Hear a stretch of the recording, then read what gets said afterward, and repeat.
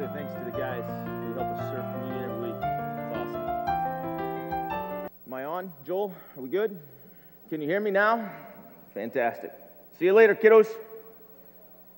Hey, kids, turn around and say bye to Mom. Blow them a kiss, moms.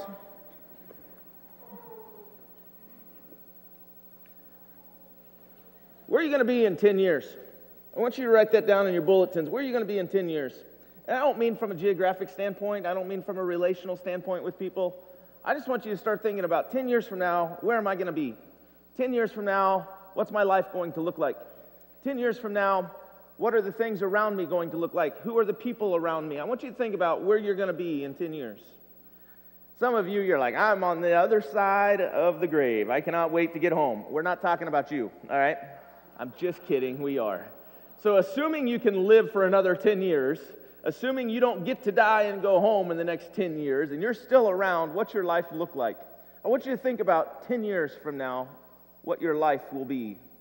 And as you're thinking about it, and as you're analyzing the details and the people and situations, I want you to take 30 seconds just to jot down some ideas, to write down some predictions, some time lapse thoughts.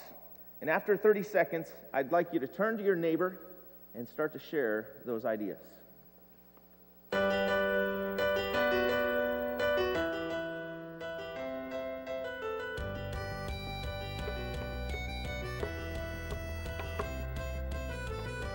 guys recognize that song, don't you? How many know what this song is? How many of you don't know what this song is? You've been living under a rock.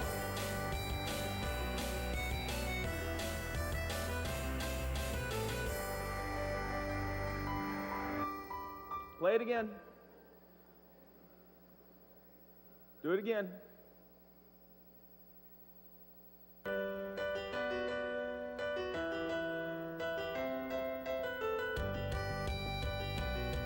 It sounds familiar, right?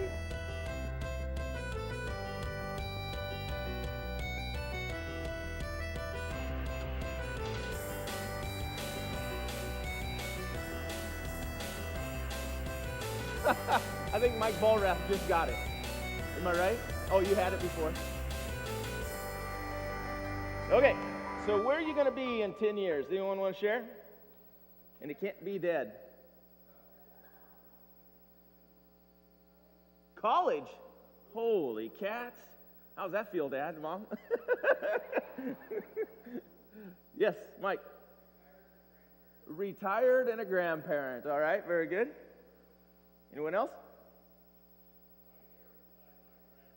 Right there beside your grandson. That's a good answer. That's solid. Bill? I'm just trying to figure out what that song was. I'm still going to be analyzing that song. I like it.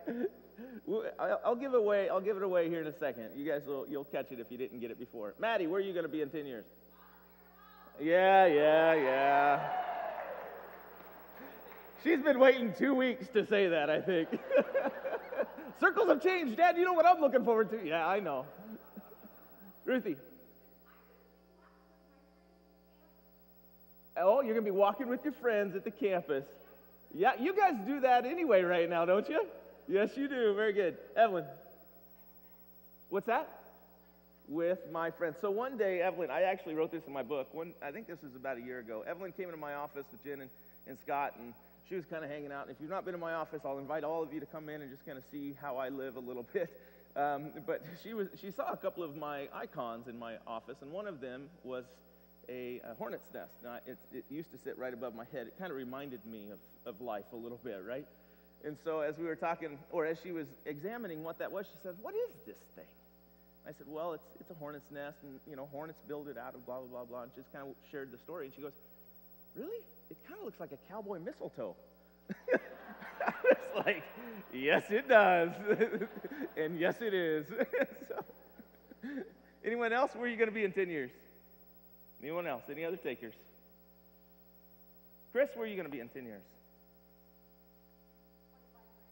25 grandchildren. I love it. Okay, so about a decade ago or so, there was a sitcom series that kind of took the nation by storm. And at the end of the series, I think one of the best lines in all of cinema, in all of TV history, kind of came out. And I'm going to give you the first part of the statement. I'm going to see if you could figure out the rest of it. It's going to come in pretty fast, so you're going to have to be on your toes. But this one character said, you know, I wish that there was a way. I wish that there was a way to know when you're in the good old days before you've actually left them. Anyone know who that is? Nard Dog, Andy Bernard. The whole series was called The Office, and so that theme song that you heard rolling around was The Office theme song. And The Office theme song, it was really kind of a cool series, and I think that they ended it really well. But at the end of the series, we love, I'm just going to tell you, we're an Office family. Any other Office families in the house? Yeah, I love The Office. It's just that there's some good stuff in there. There's some bad stuff in there, but there's some good stuff. And this is one of the good things. This is one of the golden nuggets, and here's what it says. Andy, at the end of it, he's always reminiscing. He comes into the whole series, halfway through the series, and he's reminiscing about the good old days. He's reminiscing about what used to be. He's thinking about his good old buddies from Cornell College, and all he could talk about is Cornell College. He talks about his choir group that he was in, his a cappella group that he was in. He talks about all the different times that they had and adventures that they had, and he's constantly referring back to what used to be. And at the end of the series, he finally kind of lands his dream job where he ends up becoming a recruiter at Cornell. And as he's working at the alma mater, you would think he's been given everything he's ever desired in life. And finally, they bring everyone back into the office for a final reunion, and that's kind of how the series ends. And at the end of the series, they zoom in on Andy, and he said, you know what's interesting? While I was here, all I could think about were my good old buddies back in Cornell. And now that I'm back at Cornell, all I think about are my good old buddies back here in Scranton. And then he says, I wish that there was a way to know when you're in the good old days before you've actually left them. That's such a powerful thought to me, because I think sometimes we go through life this way, don't we? We reminisce about what used to be, and we forget about what is. We're blind to what is. And maybe we even aspire and dream about what could be, and in doing so, we miss the moments that are.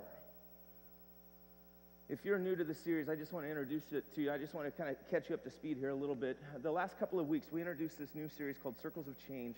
And the reason that we introduced this concept of circles of change is because change is constant. It's happening all the time. It's happening all around us.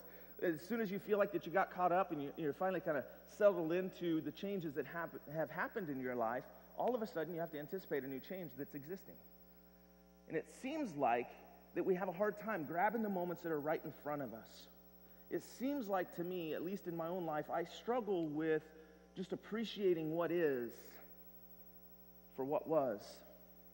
And what I'm learning is that those moments are really connected. Yesterday's moments are leading me to today's moments, and today's moments will eventually lead me to the future moments. But if I concentrate on yesterday and on tomorrow, I'll miss today. Does that reminisce with anyone else? Is that a tension that anyone else lives with? I believe all of us kind of struggle with this, especially in a world of constant change. Today is tomorrow's yesterday. Our moments are connected. Yesterday's moments lead to today's moments, and today's moments will eventually lead to tomorrow's moments. And all that we're really guaranteed is right now. In fact, the present moment kind of eludes us in some ways, because the moment that you become conscious of this moment, it's already gone, and you have to adapt to a new moment. Change is constant. It's impossible to live in the moment today until we've appropriately dealt with the moments from yesterday. Because all of our moments, even though that this moment right now is eluding us and it's evading us, all of our moments are connected. I want you to sit in that for a second. Look around the people that are in this room. We will never have this moment again. Whoever it is that you came with, whoever you are with right now, wherever your life lands you right now, this is your moment. And sometimes we just don't take time just to appreciate where we're at. We don't breathe deep where we are. We don't reflect often. In some ways, it's because of the pain that we're in, because we want to avoid it. Because you're anticipating the next season. You're anticipating the next chapter. You're anticipating the next change because you don't like where you're at today. But if you move too quickly, you'll miss what God's trying to do in this moment, which will prepare you for tomorrow's moment. And that's what this sermon is all about, moments. How do we not just live for the moments? How do we live in the moments? And can we even live in the moments if we haven't appropriately dealt with yesterday's moments? Because if we haven't appropriately dealt with our past, we will never really embrace the lessons of today's present, which will eventually prevent us from having tomorrow's future that we all want. Moments are precious. I'm not talking about that old hymn, precious moments, although that's true and it could apply. Some of you, it might be ringing in your head. But today is our moment. Today is all that we're ever really guaranteed. So when we talk about where we're going to be in 10 years, and assuming that we don't die, assuming that we don't go home and go to heaven, it's interesting to think where we might be.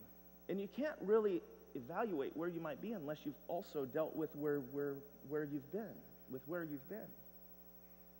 I think back to 10 years ago in my life, and my life is drastically different than what it is today, 10 years ago. And hopefully that's the same for all of you. Hopefully you've learned the lessons in the last 10 years that help you be prepared for this moment today and the challenges of today. Some of you in the room, you might be 14, 15, 16 years old. You were 4, 5, and 6. You didn't have a thought about moments. And all of a sudden, you're thinking about what's next in your life. You're thinking about college or the next chapter. Some of you, you're 27, 28, 29. You were 18, 19, 20 back then. And you were just getting out of high school. You couldn't wait to begin the new chapter of your life. And now you're in the middle of a marriage. You're in the middle of parenthood, and you're wondering how and why and what do I do today? See, for us to really evaluate where we're going to be, we have to first evaluate where we are. In order to live in the moment today, we must first learn to live from them. And in that way, we could start to live for them. We could start living for the past. And I know that sounds really weird, but I want to read to you a quote disguised in my cue. I have not read the book yet. I've just read an excerpt from the book, but many of you know that I love to read. And this guy is fascinating me. He's on my number 3, number 4 read list. So I can't give you a whole lot about what the book means. But what little background I've done on this book, I'm very intrigued simply just by the title. Here's what the title is: Willpower Doesn't Work. I was like, you got my attention, Mr. Friend. Let's talk. His name is Benjamin Hardy, and he's written a ton of blogs. And basically, where he's coming from the book, it's really kind of inspired by Ralph Waldo Emerson's quote. I want to share this Ralph Waldo Emerson quote. Here's what Ralph says: "The man who grasps principles can successfully select his methods, but the person who grabs methods will never grab his principles. And the person who ignores his principles will eventually find himself in trouble." See, he's focusing on the principles, not on the methods. And sometimes the methods is all about willpower. It's all about trying harder. It's about trying to do more or do less. One of the excerpts that Benjamin Hardy says is this: "Living purely for the moment fails to comprehend the holistic nature of time." Let me say that again. Living purely for the moment fails to comprehend the holistic nature of time. He goes on to say, "The past, present, and future are not distinct and separate entities.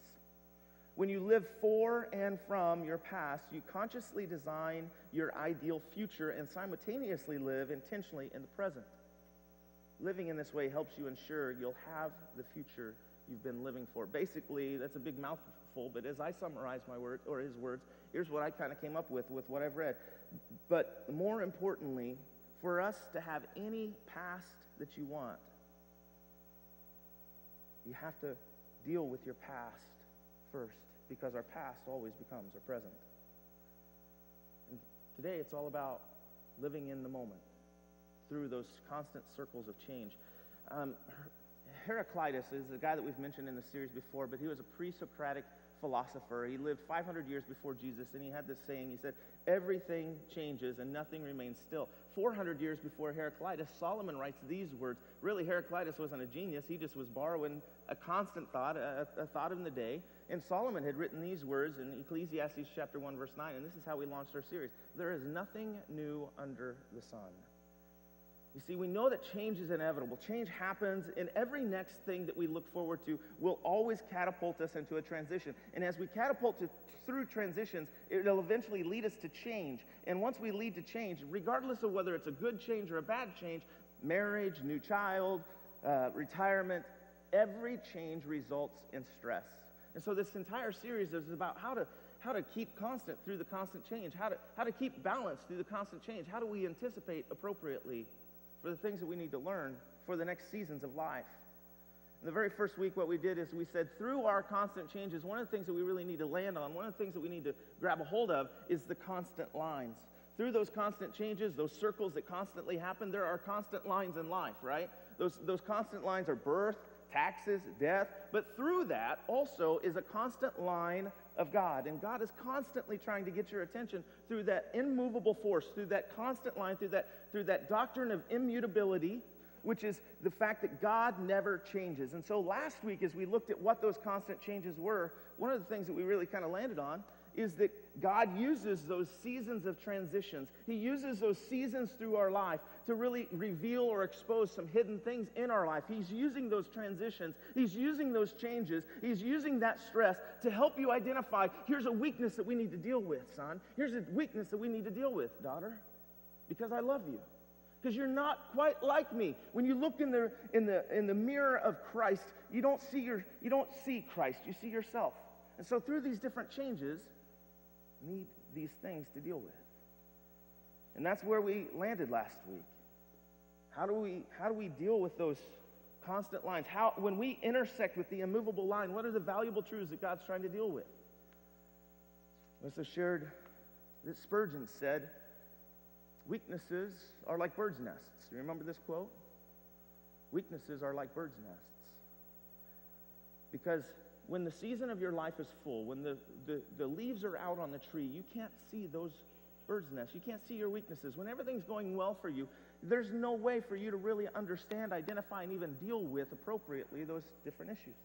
But it's not until the fall season comes around that everything that's good is taken away, that all of the junk of life and all of the stress of life starts to pile on you, that God's able to deal with those bird's nests in our life. See, God uses these seasons in our life to reveal the hidden things in our life. We looked at James chapter 1, verse 17, where it said, every good and perfect gift is from above, coming down from the Father of heavenly lights, who never changes like the shifting shadows. And as we go from one season to the next, we need to look for that immovable line that we will eventually intersect with.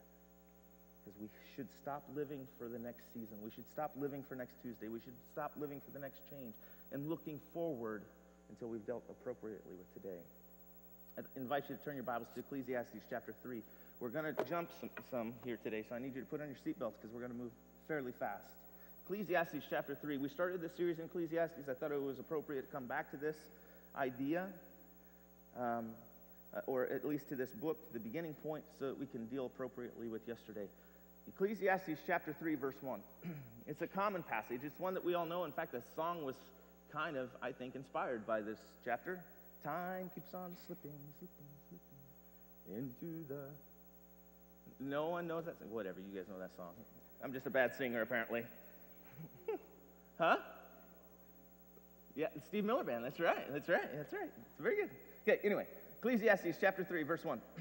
There's a time for everything, Solomon writes, a season for every activity under the heaven. A time to be born, verse 1, verse 2, Ecclesiastes 3.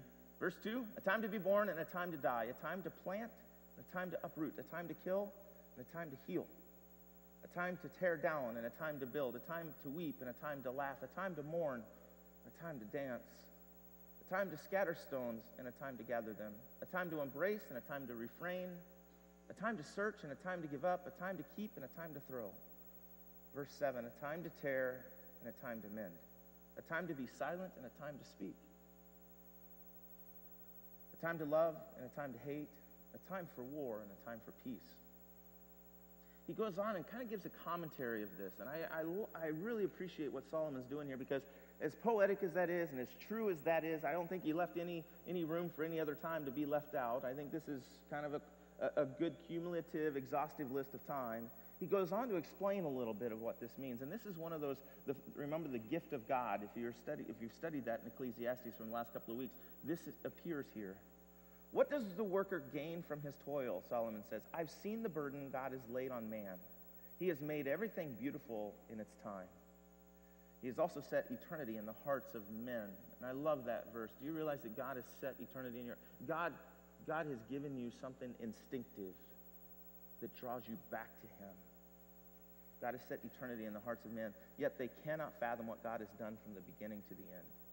I know there is nothing better for men than to be happy and do good while they live, that everyone may eat and drink and find satisfaction in all of his toil. This is really the gift of God. I know that everything God does will endure forever. Nothing can be added to it, and nothing can be taken from it. God does it so that men will revere him. And you kind of put the Bible down if you're there and you're like, oh, wow, that's pretty deep. That's some good stuff. But if you put the Bible down, I think you miss a very significant close to this concept, or at least beginning of a new idea, and it's in the very next verse. Ecclesiastes chapter 3, verse 15. If you want to circle it, circle it. It's one of the more interesting verses in the Bible. I think it's very circular in the way that it presents itself, but it says, whatever has, or whatever is, has already been. Camp there for a little bit. Whatever it is that you're going through, it's not new under the sun. Whatever it is that you're dealing with, someone else has dealt with it before. It reminds me of 1 Corinthians chapter 10, verse 9. No temptation has seized you except for what's common to man. In other words, whatever it is that you're dealing with, whatever trial, whatever tempt, whatever it is that's consuming your thoughts, it's consuming your emotions, that's consuming and building your anxiety, guess what? Someone else has already dealt with it. So whatever is has already been, and whatever will be has already been too. And then I need you to help me here. Some of you have different versions. What's the last part of verse 15? Just shout it out. What's it say? Hey, is that Jesus? Who was it? Was it Dylan that did that last time? I love that idea. If it's Jesus, go ahead and answer it. If not, go ahead and silence it if you want to. Okay, the very last part of verse 15, chapter 3 of Ecclesiastes, what's it say? I will call the past to the past. Anyone else have a different version of that, different translation of that? Yeah, God seeks what has been driven away. There's some weird stuff. If you start to compare with the ESV, New American Standard, New King James, or King James, or NIV, you're going to get some different conclusions to this thought process. And I think what Solomon's trying to say, when you look at really what the Hebrew says, man, for all you hunters out there, this is a new verse. It says that he hunts, he tracks the treasure. He tracks the pursuit. That's what it's saying. Now, if you look at the context of this passage, you kind of have to think a little bit of time in a different way, because time is linear for us. It's point A to point Z. God's not that. He doesn't have that relationship with time like we have. So we deal in the moments. We deal right here, right today. But if you draw a timeline on your whiteboard at home, or if you draw a timeline on a chalkboard at home, what God is doing is he's standing outside of time so he can be in every moment with you through it. He can be in 1846 and 1996 and 2006 and 2026 all at the same time. That's how God's omnipresent, because he's there always and constant. And what he's saying is he's looking for the treasures. He's looking for the tracks. He's stalking us on the timeline, because he knows what's about to happen, and he wants this moment right now to help decide your future for tomorrow. And he's guiding you to those revelations. He's guiding you to those moments. But if we constantly are looking ahead, we're going to miss today. Powerful stuff. So let me illustrate this with another story. We're going to go backwards in time. Actually, we're going to go forward in time from when this is written, but we're going to go backwards in time from today. I'm going to tell you a story, and I wasn't planning to do this when I started to write this series. I wasn't going to share this story, but God started to do some stuff in my personal life, because I've been chasing the kings. That's what I've been doing personally since January 1. As I evaluate the timeline, as I evaluate Adam and Eve and all the way through until Jesus comes back, I'm pretty good when it comes to like when things happen in the Bible. There's one kind of fuzzy part in the Bible for me, and here's the fuzzy part. Just full admission, the fuzzy part has always been what happens after Solomon. See, Solomon reigned around 950 years BC. And when he takes over the kingdom, I mean, we know all about Solomon. He's an amazing guy. He had all kinds of wives, all kinds of concubines. He brought Israel to a whole different pinnacle of like just awareness and known status in the world. People were coming all over the world to see this new king who is full of wisdom, it says. I mean, this guy was impressing administrators and just people from the different known worlds with different problems, and he would just wow them. People would come and go, "Oh, tell me more." So, I mean, that's who he was. He had acquired all kinds of wealth. He had acquired all kinds of a huge army, made all kinds of alliances. So Israel was now put on the map, and Solomon is David's son. But after Solomon, something happens to Israel, and it gets kind of weird. For me, I lose track of what happens because his son, and this is how I keep it straight, Rehoboam takes the kingdom in the south. Now, here's how I know it's Rehoboam in the south. Think alphabet, R, S. So when I was in Bible college and I had to get the right answer correct, I had to know where Rehoboam landed. Well, R goes with S, so Rehoboam is in the south. So for me, that's how I worked it out in my mind. Jeroboam, sounds a lot like Rehoboam, was also a king, and he was on the northern side. But at this point in history, until Malachi, until Matthew, I'm really kind of fuzzy. So this last year, I've decided I'm going to really live with the kings. I'm going to find out who the kings are. I'm going to learn the lessons that I need to learn from men of wisdom and men of past that I might be able to pick up for my own self. So I started to kind of dive in, and I'm about 100 years into the history, and there's this king by the name of Ahab. And Ahab is the worst king in Israel. He is, and when I say Israel, let me just do a little math here, a little map for you. Think Judah, southern kingdom, think Israel, northern kingdom. After the kingdom split, 10 of the northern kingdom tribes went north with Jeroboam. 2 of the southern tribes stayed south with Rehoboam. So 100 years later, we're in the northern kingdom. Every king in the northern kingdom was evil. They were horrible. They were bad. They were sacrificing children on altars. They were building up all kinds of idols. False gods and false worship were happening, and Ahab was the worst. Ahab was the worst. So Ahab has many children, and he has a wife by the name of Jezebel. And I heard a sermon one time long ago, and I'll never forget the title, Jezebel, the Witch from Hell. I loved it. It's fantastic. Okay? And she was an evil woman who influenced all of Israel. So Ahab and Jezebel are married, and they influence and poison the children of Israel to fall away from the God that they have followed all the way up until this point, and they take off. They start worshiping other gods. And this crazy prophet by the name of Elijah, he has this war with Ahab. Anyone remember that? Mount Carmel and the prophets of Baal. So now fast forward a little bit further, because Ahab now dies. He has a son by the name of Ahaziah, and Ahaziah dies about 2 years later, doesn't have any children. So now the northern kingdom's kind of left with this now what moment. Ahaziah has a brother named Joram, Joram. And Joram becomes the king of the northern kingdom. And in this time frame, there's a southern kingdom that's developing, and his nephew, who happens to be related to Ahab also. See, the fingers of Ahab and the fingers of evil have really trickled down into all of Israel at this point. And the kingdom of the southern kingdom and the northern kingdom, they finally align. They come back together, and they're going to try to press against a king of Aram. And this king of Aram, he's the real deal. He's kind of legit. He's kind of tough. You don't want to mess with the king of Aram. So if you'll turn your Bibles back to 2 Kings chapter 9, we're going to look at this story a little bit more in detail. Okay? They go attack this king of Aram called Hazael. Chapter 9, 2 Kings. This is where I've been in my personal reading for the last couple of weeks. And I absolutely love this stuff. This for me, I'm a history nerd. Many of you know that. I'm a geek when it comes to this stuff, but I love what I'm seeing. So the prophet of Elisha, now let's just stop. Elijah, this is another one of those college tricks that I learned. Think alphabet, think J and S, think alphabetical order. The J always comes before the S. So Elijah comes before Elisha in the timeline. Well, that's nice and simple, right? J comes before S. So Elijah has already gone up into the heavens with the whirlwind. Elijah receives a double portion of his spirit. So now he's the new prophet of Israel, and he has some influence on Judah. He's doing amazing things. He's doing twice as many things as Elijah did. But we see Elisha in this moment. He says, he summons a man from the company of the prophets. And here's what he says.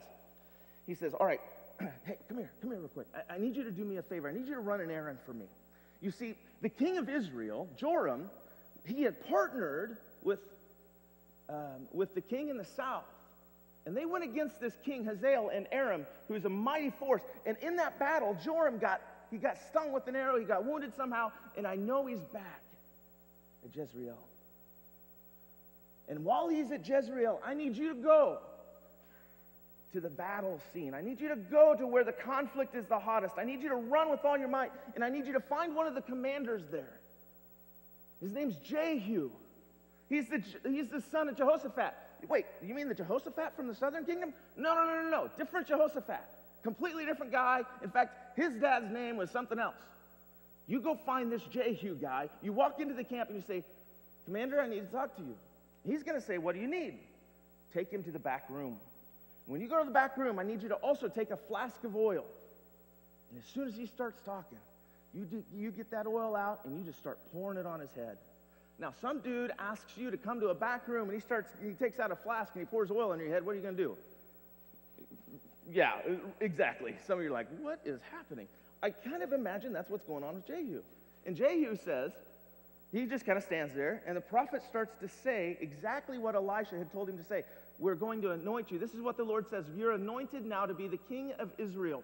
It is your destiny. It is your appointment. It is your moment right now to wipe out King Ahab and all of the influence of Israel. All of the influence, not just of Israel, but of Judah. It's not just King Ahab. We're going to eradicate that because I'm going to keep a remnant of King David. So the prophet comes in. He says this thing. The commander goes in the back. And as soon as he gets up, Elisha says this very important thing. He says, as soon as you say that, you need to just take off. Don't wait. Don't say, are we good? Don't confirm. Just run. So the prophet takes off and runs away. Jehu comes out, soaking wet hair. He sits at the table. And the rest of the commanders are like, Jehu, what was that all about? You know those prophets. They're kind of nuts. No. This is more than just nothing. This is kind of like that question that John introduced last week. When you ask somebody, how are they doing? And they give you yeah, I'm good. Press in, lean in, go a little harder. Say, what's really going on? And his friends at the table, his people at the table said, Jehu, you're not fooling us. Tell us the truth. So that's where we're going to pick up the story. We're going to be in verse 12. That's not true. They said, tell us. And Jehu said, here's what he told me. I can't hardly believe this, but he says, this is what the Lord says. I anoint you king over Israel. Now, if you want to get the full context, that's not exactly that's not all that the message was. There was a lot more to the message. But as soon as he gets to that point, I anoint you king of Israel, all of his buddies, look at what they do. They hurry. They start to take off their jackets. They lay them right beside Jehu as king. They lay them on the ground. And then they blow the trumpets, which is a declaration of war. Do you remember where they're at? Ramoth Gilead, which is the conflict of battle. And they start to blow trumpets, which usually is an indicator, charge, or new declaration. We're coming. And then they shouted, Jehu is king. You see, the men around him could not wait for this moment. They knew the moment was going to happen. They didn't know when or how, but when it came, they were ready. So Jehu, son of Jehoshaphat, the son of Nimshi, conspired against Joram. Now Joram and all of Israel had been defending Ramoth-Gilead against Hazael, king of Aram, but the king Joram had returned to Jezreel to recover from his wounds the Arameans had inflicted on him in battle with Hazael, king of Aram. Jehu said, if this is the way you all feel, you keep this here. Don't let it out. We've got work to do. And he started to act right away. So he gets in his chariot and he goes all the way back to Jezreel. And he just starts driving those horses. And he brings the army with him, and they're just creating this cloud of dust. And back in Jezreel, the king Joram is still nursing his wounds. But there's a watchman on a tower, and he says, King, there's someone coming. Send out an ambassador. Find out if they're coming in peace. Hey, take off. So lone horseman takes off and says, are you coming in peace? And Jehu goes, how can you even say that? Get behind me. Hey, king, I don't know what happened to our guy, but he just absorbed them. He's like now on their side. Well, send another one. Sends another one. Are you coming in peace, Jehu? How can you even talk about peace with where we're at today? Get behind me. And he comes in behind him and he follows the rank. King, I don't know what happened to that guy either. Give me my chariot. So he gets in his chariot and he goes out to meet this guy. Now, there's an interesting verse here, and it says the watchman recognized it was Jehu. You know how he recognized it was Jehu? Because of how Jehu was driving.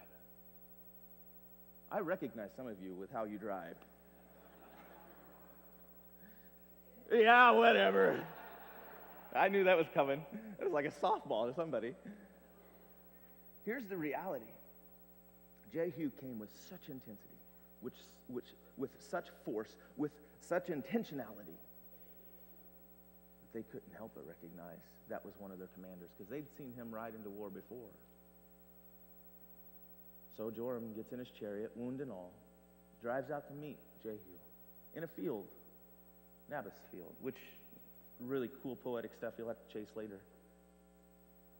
He says, Jehu, what's going on? Do you come in peace? Look at what Jehu says. By the way, part of why I enjoy this series so much, and part of why I've enjoyed this sermon so much, is because I found my mother-in-law's new Bible verse.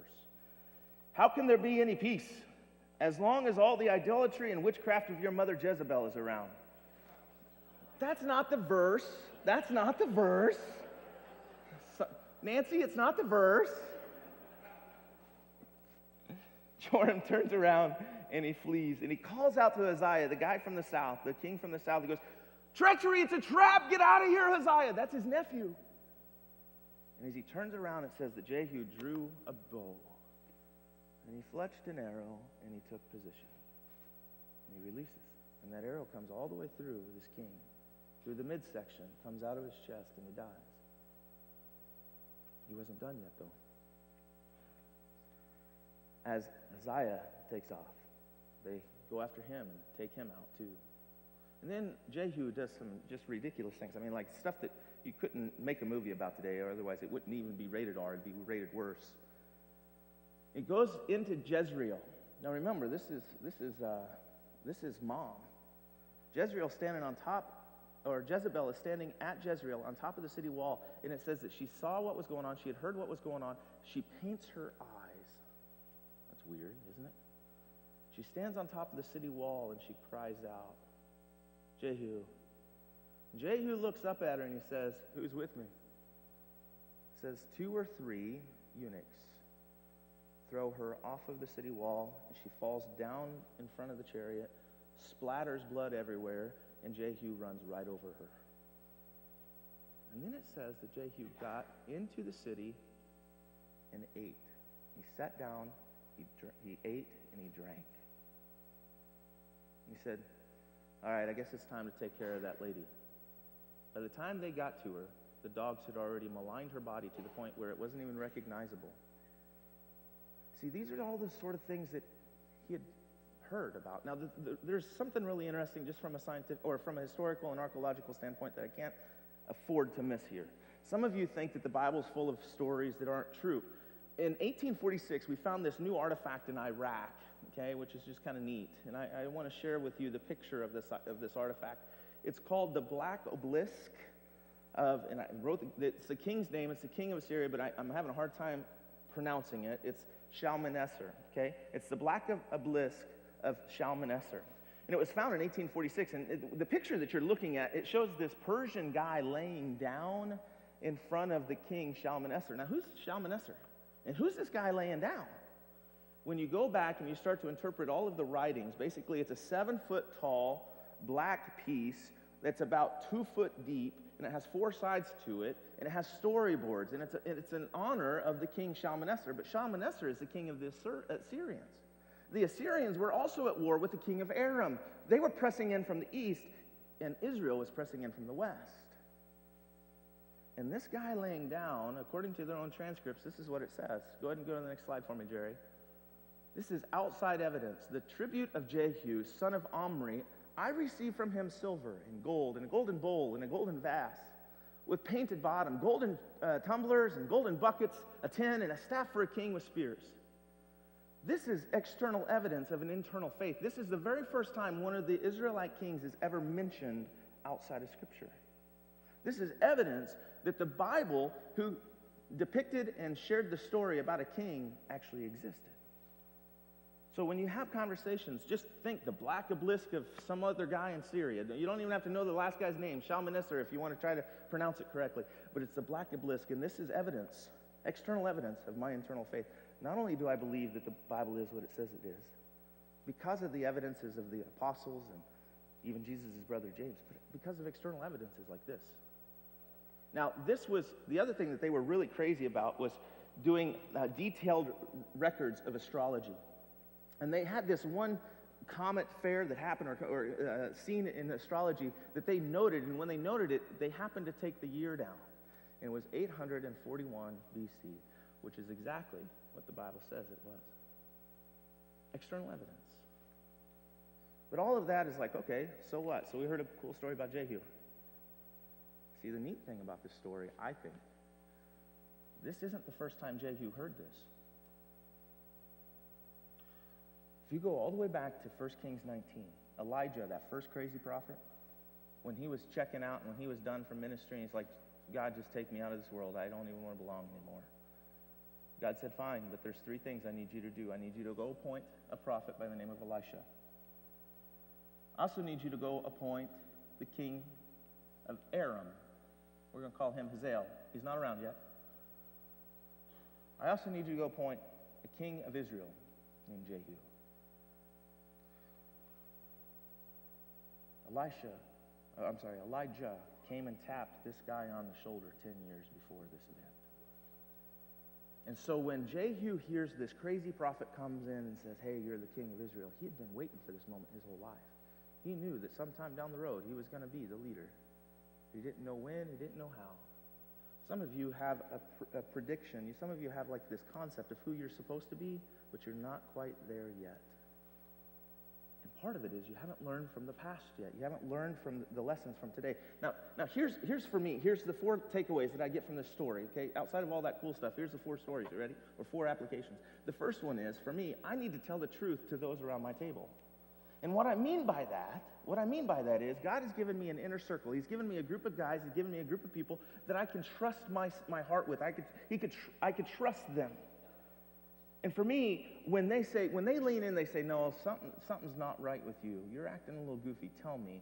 It's okay for me to trust those people around my table. I've got to let them in, or I cannot be who I was supposed to be. Second lesson that I learned from this is you need to deal with the devil deliberately. This isn't just some patty cake game. Evil is on your doorstep. It wants to annihilate you. It wants to destroy you. It wants to kill you. It wants to hurt you. And if you're playing patty cake with Satan, if you're playing patty cake with sin, if you're playing patty cake with evil, it will get you. You have to go after the heart of your enemy, or he's going to come after your own. The third thing that I absolutely love from this story is take time to enjoy a good meal every now and then. Just sit down and eat. Just slow down in life and just, oh man, let me smell the roses today. Let me see what God is doing right now.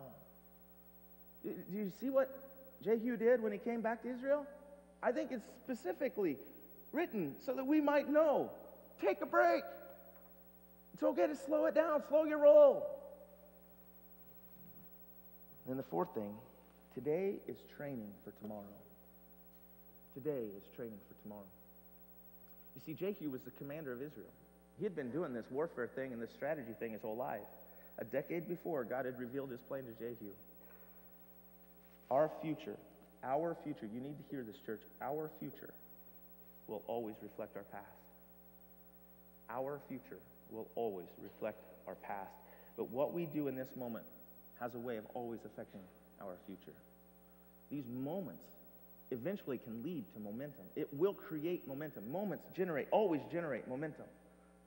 Where we're centered from will determine the direction. The question is, what are you going to do today? Certainly the past determines our future. But this moment can alter your future drastically. And some of you need a shift. You need a momentum change. You need a game changer in your life. Christ has given you that game changer. He wants desperately to lean in and say, hey, let's go this way instead. And you're kicking against it because you're not dealing with the past. You're not dealing with yesterday. Deal with yesterday appropriately so that you might have today for what it is, that you might be led somewhere tomorrow. In Christ's name, amen. Let's stand as we sing.